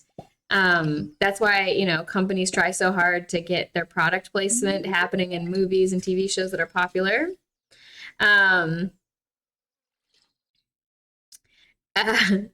Holic, no, this time around I'm specking fully into Hermit. I'll do the social stuff next time. Yeah, I mean, of course, you're always allowed to make the decisions that feel right for you, right? If you don't want to not be a hermit, like that's 100% okay. That is 100% your choice. And it's still good to make sure you know how to respec if you want to, right? So going back to the party, do it in short bursts. Practice at first. It's, one of those things where I used to do this thing where I wanted to know like how I came off. Because people would say that I was really like intimidating or whatever. I would get all these things where I'm like, that's really weird. I don't understand. So what I started doing is talking with people, and I would set up a video camera, like usually on my computer, and have it recording basically just me. And I would then watch it later. I would always get permission, but I'd say it's only going to record me and it's just for my uses. And then I would watch it later, and I'd often put it on double speed because there's a lot of subtle things that you might do, especially repetitively, that you're not as likely to notice at normal speed, but will kind of come up on double speed. And I did that. And I looked at, how often do I interrupt people? How long? Like I would look at conversations and be like, okay, let me actually time how much of it I talked versus how much the other person talked. I also would look at like, do I seem like I'm not paying attention? Do I make faces that maybe seem rude? Do I scowl at people a lot? That was one of the big ones. I scowl a lot, but that's just kind of like my thinking face. And I'm trying to work on it because it really, I think, does intimidate people.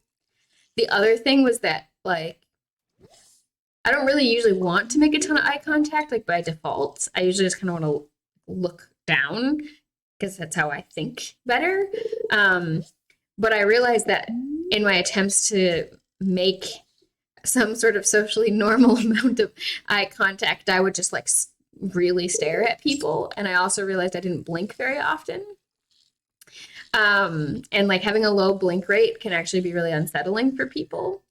So this is to say that I didn't have like really terrible things. These were all subtle, right? This was not like glaring. I wasn't like glaring at people like this all the time. No. It was just like I noticed these things, and I noticed them over time. And I was like, yeah, these are small, but they can have a big impact, right?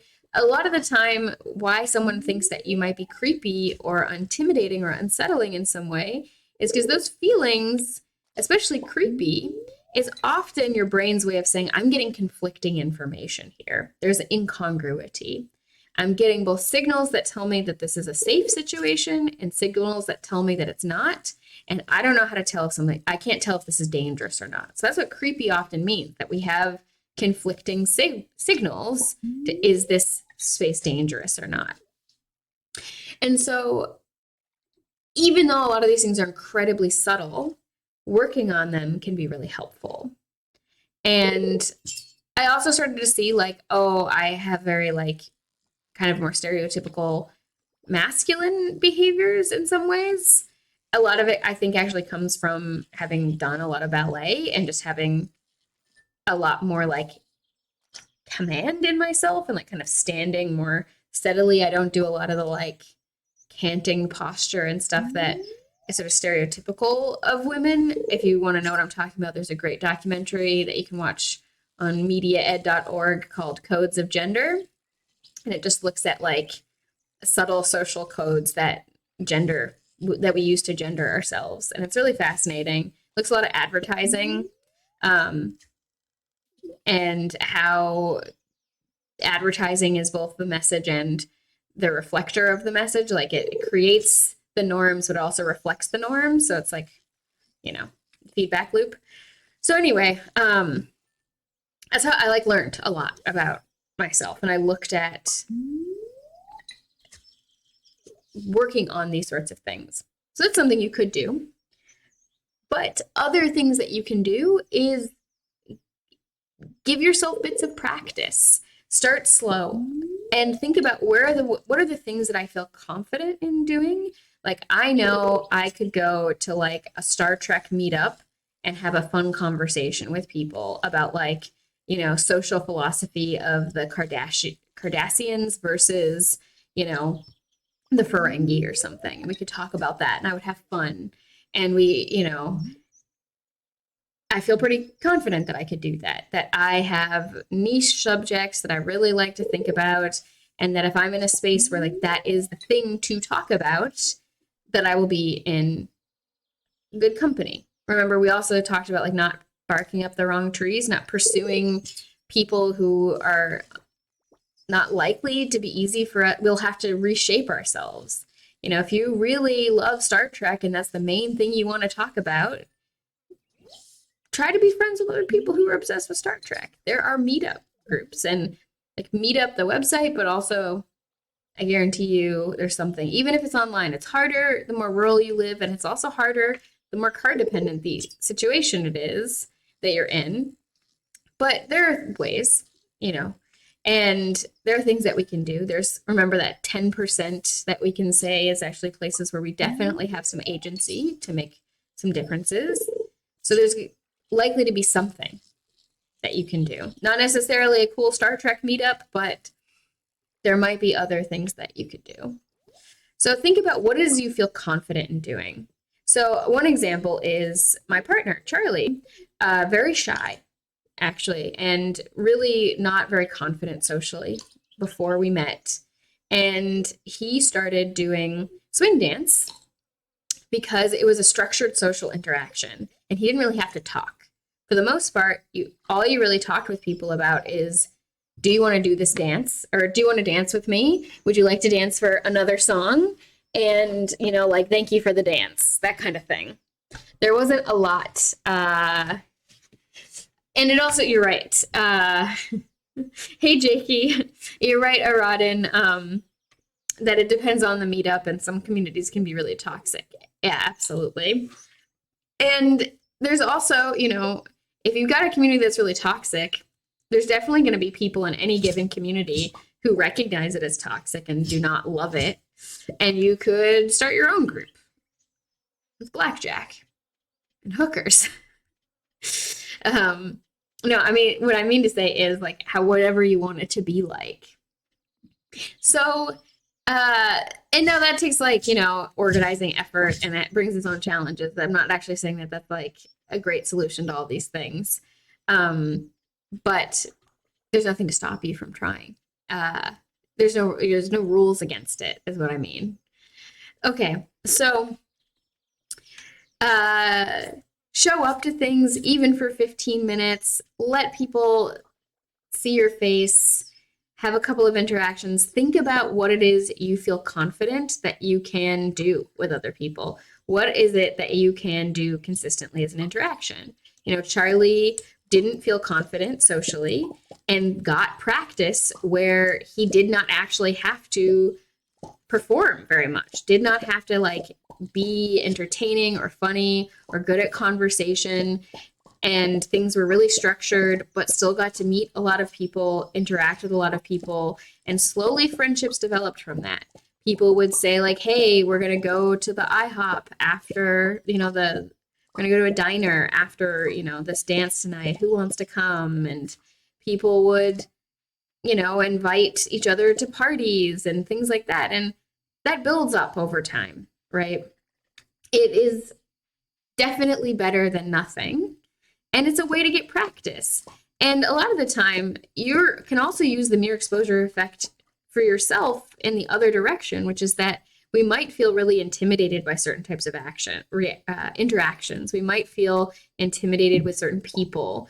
But the more we're exposed to them, the more likely we are to start to feel comfortable around them. So you can kind of just like microdose it and build up your tolerance to things. And that's a way to give yourself some of that practice. Oh, my inventory is full. All right. All right. I don't need these acorns. I'm going to see how my greenhouse is doing. I kind of forget that I've already unlocked it. But it seems like, aside from this wheat, not much has happened yet. I'm also going to put this star fruit in here to make some seeds. And I want to put a melon in there to make some seeds because I love the melons. All right, so get some practice in these small ways. If your swing dance isn't your thing, that's totally fine. It doesn't have to work for everybody. Jake, you said, I wonder if I could get away with having 2 extra inches on a carry-on and not paying extra for it. I think it depends on how sold the flight is. In my recent experiences, sometimes they make you like put it into those things so they can check that it's exactly the size that they want. And sometimes they don't care. And I think it really just depends on how full the flight is. Because if it's really full, they don't have a lot of overhead space. I don't know. But yeah, I think I would think about how much of a wiggle room do you have to risk it? Do you have a lot of wiggle room to risk it? Then, like, financially? I think that's how I would decide. Paladin Hulk, you're so silly. Yeah, I mean, you could go to a party for swingers, but I'm pretty sure most swinger parties, you like actually have to go there with a partner. I think a lot of the time it depends. I don't know. Swinger communities can be difficult. But yeah, you can try it out if you want to. I thought I had one just for fish. Here we go. All right. Let's get some fishies in here. I'm going to have so many fish over time. Fish is one of those things that just gets overwhelming fast in this game, but that's fine. All right. I really should separate out fruits and vegetables as well. I think that makes it a lot easier. And then I'm not going to put the hops in here because that doesn't make any sense. All right. I was going to put all the corn in this one. Okay. So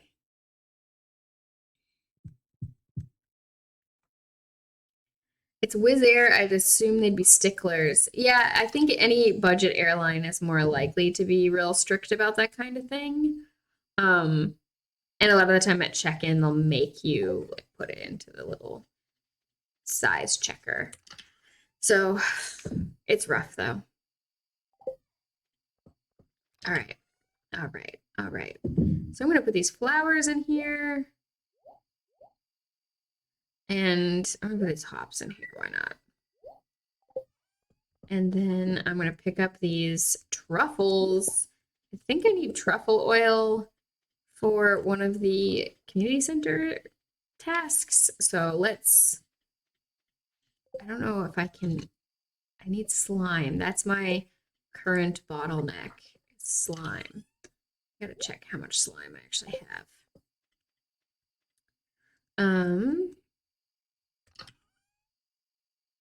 40, so I'm pretty close. Pretty close. JQ, you said, I wonder if paying $20 more and use Austrian Air would be better. Yeah, Austrian Air is actually a pretty good airline. All right. All right. Let's go to sleep for the night.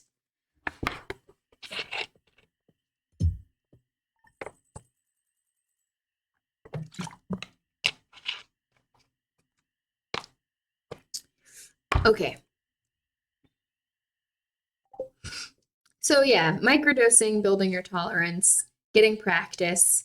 You can also just, there are groups that are good for just practicing conversation. Nice energy drink. Thank you, Pam. All right, who else sends me mail? Demetrius, dear Ariel, tonight around 10 o'clock p.m., a rare and beautiful event will take place. The Moonlight Jellies will be passing by Pelican Town on their long journey south for the winter. We're all gathering at the beach to watch. You don't want to miss this. See you tonight. Yeah. All right, gotta say good morning to all the animals. And Socket, you are cute. Consent cow. All right. So then yeah, getting some small practice.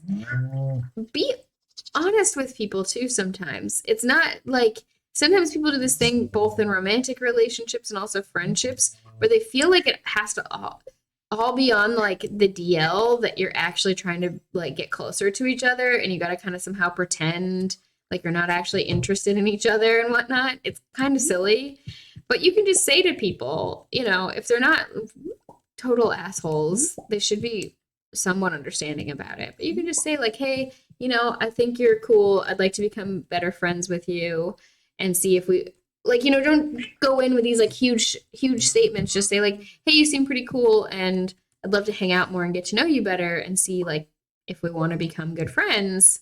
But also, I'm kind of out of practice at friendship. So do you want to talk about that? How do you feel? Whatever. Don't just come out of nowhere and say that. Do it during like a nice conversation or something. And you can just be honest with people and just say, like, hey, I think you're cool and I'd like to get to know you more as a friend. And then, yeah, just say, like, and also, I'm not real good at friendship. I did that with somebody I became friends with in the last few years where I said, like, hey, I've had a lot of difficulties with friendships recently. And so I've got a couple of trust issues around certain types of closeness and friendships, let's say. And it was actually in reaction to this other person who was like, I was really worried, was upset with me because she was blaming me for these things and judging me and all this other stuff. And it kind of threw me for a loop. And then I realized like I shouldn't try to be friends with this person because it's making me this one person because it's making me feel bad. And the other person was like, what's going on with this? You seem like you're kind of acting weird. So that's why I said like, hey, I got some particular trust issues around a couple of bad experiences I had kind of recently. And we talked about it and they were like, okay, cool. Thanks for letting me know. So, and I didn't know these people very well at the time, but I knew them. I felt like, yeah, this person seems like someone I might want to get to become better friends with. Anyway, that is all to say that it's okay to just be like open with people and honest about what's going on. And if people aren't just like, I don't know, raging assholes, they should be at least kind of understanding, right? They might say like, oh, that's kind of weird, or I don't know what to do with that information. And that's also a fair reaction, right? If someone said to me, if I didn't like teach communication skills for part of my job and someone said to me like, hey, I have no idea how to talk to people about these sorts of things, I'd just be like, oh, that sucks. And I wouldn't really know what else to say about that, most likely. So you want to have, basically, the point I'm saying is communicate, be honest with people, slow down, especially when in doubt. That's like the main rule for consent in general is when in doubt, slow down and check in. And yeah, and also like be careful not to start just assuming closeness way too quickly. Don't start to just imagine this is going to be a forever friendship. Enjoy the experience of seeing what might happen. Maybe we'll become good friends. Maybe we won't. Maybe we'll get really close. Maybe we won't. It's okay for there to be some ambiguity there and take your time with it. Aradin, you said, I challenge Paladin Hulk. You said I challenge you to friendship. Yes, I love that. Maybe I'll say that next time. And then Arati said, honest and direct communication, that is just unheard of these days. Sadly, the asshole quotient seems to be growing these days. Yeah, I try not to judge people for it. Like, I say asshole, but that's just more like how it feels to experience that. But what I really mean to say is that also these people don't have tons of knowledge and skill, right? This is one of the problems that is, at the root of a lot of this is that we don't teach people these skills. We don't teach people how to make friends, how to deal with conflict. We just kind of expect people to learn it by luck and instinct. And as we've talked about today, for a lot of kids that doesn't happen, and it can be a real downward spiral of not getting the practice, meaning it becomes impossible for you to get the practice. It's like the problem of you need 10 years of experience for an entry-level job, and because you need that experience, you can't get the entry-level job to get the experience, right? It's the same kind of problem. Today's the 28th, so it'll be the last day of the season. It's gonna be fall next, which is nice. Got a lot of harvesting to do, got some prep to do. Luckily, some of these plants are gonna go into fall with us, so I don't have to worry about it. Gotta harvest these flowers. The poppies are great. I like poppy seed muffins a lot, especially the lemon poppy seed. So whenever I grow them in this game, it's really satisfying because I like to just get the recipe for the poppy seed muffins and make this. So I really do believe muffins are basically just cake. All right, looks like I got everything. Yeah, nice. So, yeah, microdose it. Get some practice. If people reject you so often, it has nothing to do with you and it has everything to do with them. I know that sounds kind of cliche, but it's also the truth. If you are being chill about stuff and you say to somebody like, hey, you seem cool and I'd like to get to know you more as a friend, but also I'm out of practice at friendships, and they're like, whoa, that's totally messed up and I don't know what to think about you anymore. Okay, they don't know how to deal with these things. Nothing to do with you. It's that this person doesn't know how to deal with this thing. But that's also one of those things that's like easier to say than it is to believe, especially when you might feel the sting of rejection. And that hurts a lot. Yeah. Today also, this is going to be the last day in the game because I do have a lot of stuff I got to get to this evening. I really need to organize these fridges at some point. I'm going to just try to start to organize it. I'm going to do fruits there. Vegetables, I mean. Let's do fruit in this one. All right. Kind of organized. Can't be too much of a mess. In my other games, I've got like 20 fridges in my house because I like to do the cooking and yeah.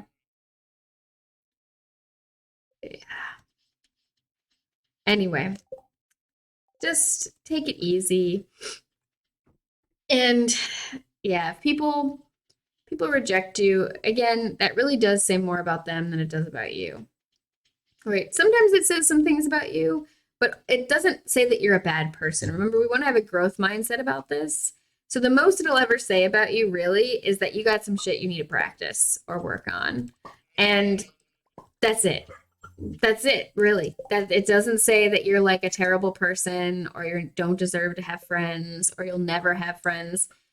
All it's saying is I need to work on, how consistent I am with my friends, or I need to work on, not saying jokes that hurt people's feelings or whatever. There's lots of stuff that we can need to work on that could cause not working on it, or it kind of coming up might cause people to not really want to be friends with us or distance themselves from us. And that's also okay, right?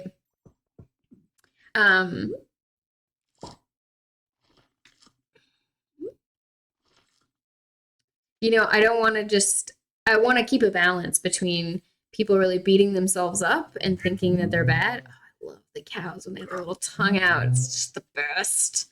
And then also just being like, as the sort of maladaptive distancing self-protective measure. Sometimes people can also want to entirely externalize everything and try to say like, no, it's not possible for any of this to have been something I did wrong. It's just like this person is bad or this person has this problem.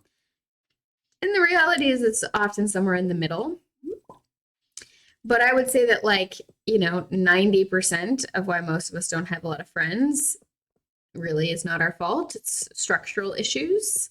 And then there's 10% where we have agency to really do something about it that will have near-term impacts positively on our lives. And you can do a lot with that 10%, right? That 10% doesn't mean like you only have a 10% chance. Hi, Evelyn. Sweet peas are in bloom right now. I know they're the best. They've got such a wonderful fragrance, haven't they? Evelyn is great.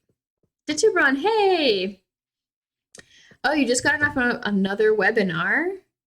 Thanks for coming for the last bit of the stream. Hey, Emily, it's around this time of year that my good friends visit the region. I mean the parrots. Cute. Cute, cute. You can also make other friends if you want, Emily. You don't have to just be friends with animals. Look at that trash. Nice. All right, let's do a little bit of fishing. Moonlit jellies night tonight. Pretty good. So yeah, there's a lot that we can do. Use the mirror exposure effect. Get some practice with in small ways. Build up your tolerance. Don't try to do it to the poor people like the baristas at your coffee shop or the person at the checkout counter. That's not a really good place to practice. You can practice being polite, or you can practice being like slightly charming. And also, though, like it's not the best place to practice because you can't actually know if the reactions are genuine or they're just doing it so they don't lose their job. But you could try. You could try to be friendly. Practice being pleasant and friendly and polite to people working in service industry. And yeah, don't test out your comedy routine on them. Yeah. Another thing that you can do, going back to my sort of story about Charlie and Charlie getting into swing dance and how that happened, or what some of the benefit of that happening, is you can take classes. It can be expensive, right? Depends on where you are. And you don't have to take like the most expensive classes. You might find there's something at the local community center or library, or there might be something that's advertised on Facebook or Meetup group. I do recommend trying to do it in person with, try to be COVID cautious. Yeah, I think we all know by now that it really means like masking. And if you're indoors, especially for a long period of time and in a not very well ventilated space, ventilation, limit your exposure. Air purifiers can help, but, socially distance a little bit. These things seem to work to reduce risk. But also I'm not an expert. So, right. Physical proximity is the main predictor of friendship a lot of the time. So it really is important. Yeah. Gosh, I definitely am tired today in terms of like my brain energy. But I think we've had a lot of good stuff to talk about today. Woo! Look at that, 2 geodes. 2 geodes.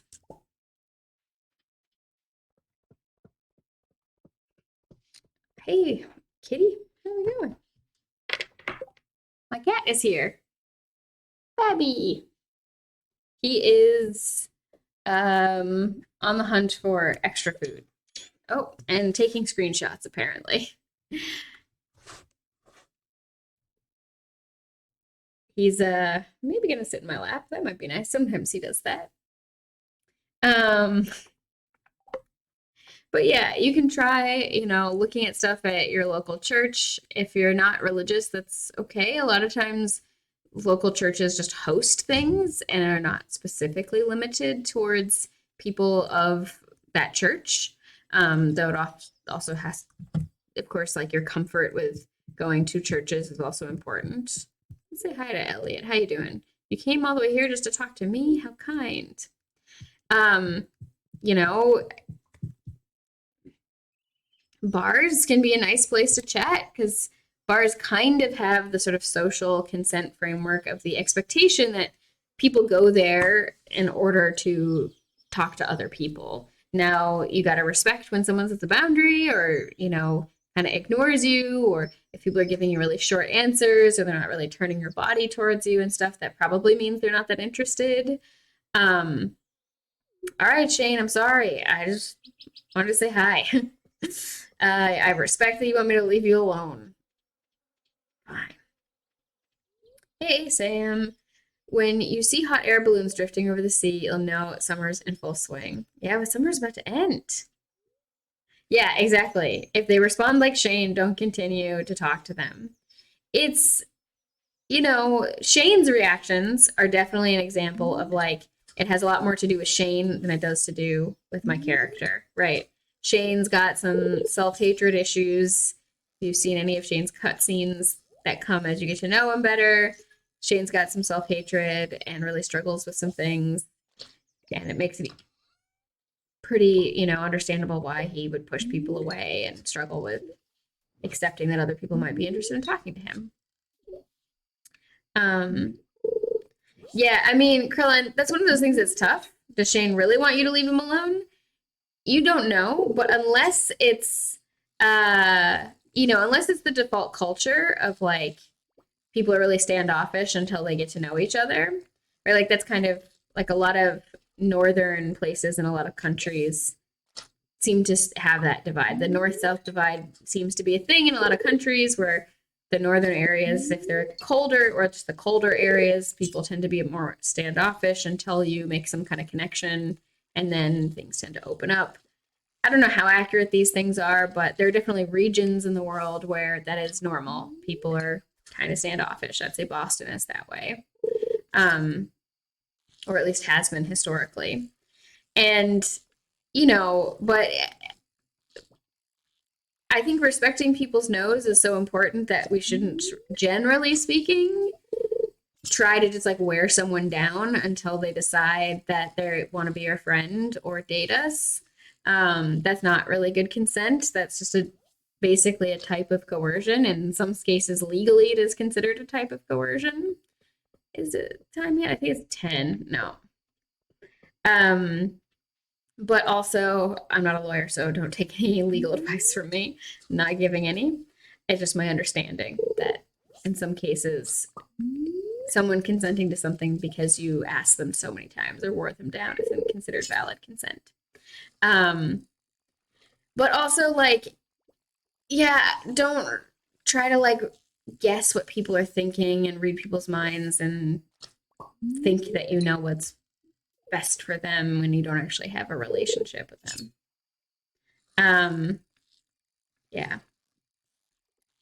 It's tough, right? It's tough if you are like Shane and you do want people to be your friend and to reach out, but you have a tendency to just reject it so much. That becomes a real vicious cycle of like, if you're mean to everybody, I mean, in a lot of ways, I assume it's because Shane assumes that he's got nothing to offer people and nobody's ever going to like him. And because he doesn't like himself.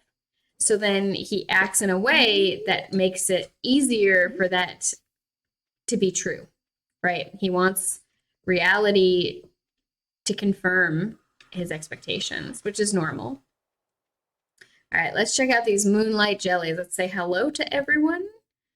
Marnie.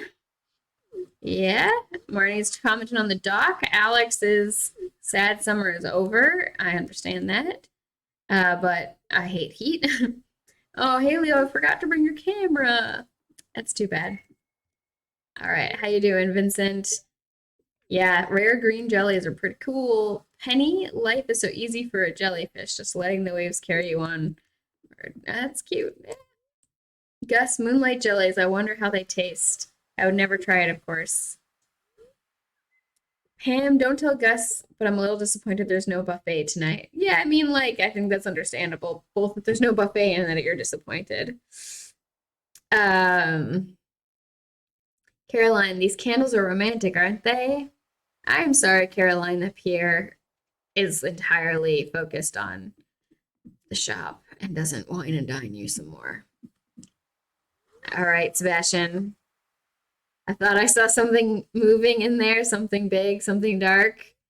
Just trying to scare you. Cute. Abigail, such a rare and exciting thing. Yeah. Sam, I wonder if they're poisonous. Maybe I shouldn't push Sebastian in the water after all. All right. What is everybody else up to? Not going to talk to Shane. Shane doesn't want to talk to me. I hope they're babies this year. Cute. Mary Lewis, good evening, Ariel. These moonlight jellies are close. I already saw one glowing in the distance. Once we launch the candle boats, we'll come up to the docks and say hello. Nice. All right, Willie. Most night fish would be scared of the light. These are strange ones. Yeah, let's go ahead and launch the boat. I'm getting tired.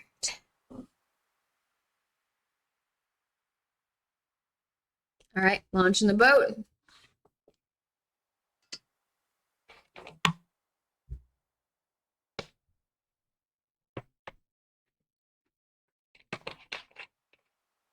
All right, almost done. The jellies are coming. The jellies are coming.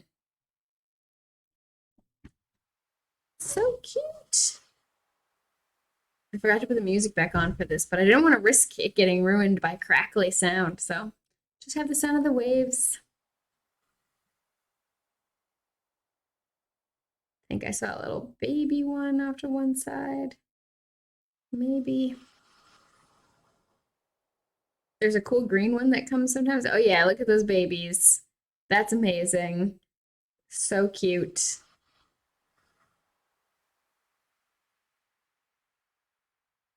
Nice. Yeah, this is, I think, one of my favorite festivals. There's the green one. It's just like, I don't know, about appreciating nature. I think this also comes back to that sense of place idea that we talked about a long time ago, where these festivals are about, a lot of them about interacting with this changing of the seasons and connection to what it's like to live in this place. And I think that's really nice. Right, and only this year they weren't jellies, they were actually Metroids, and that is how the invasion begins. I also agree. I do think that the green jelly looks like the fire flower. The glow of summer has faded now, and the moonlight jellies carry on toward the great unknown. Cute. All right. So, time to get into bed. Go to sleep for the night. Probably made some good money from that wine that we sold.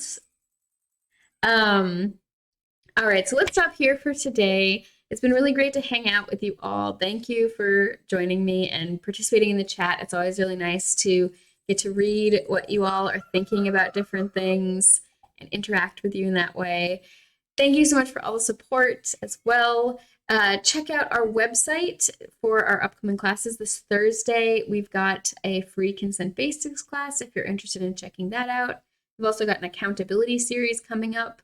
That's going to be 3 classes that'll be sort of an introduction to accountability processes, how to set up an accountability pod, and then an in-depth discussion of the sort of ins and outs of complex situations with accountability processes. And then we will have a bunch of other cool classes coming up. So check that out. I think on the 27th this month, we've also got class on supporting survivors of sexual trauma and lots of other good things. So check out our schedule.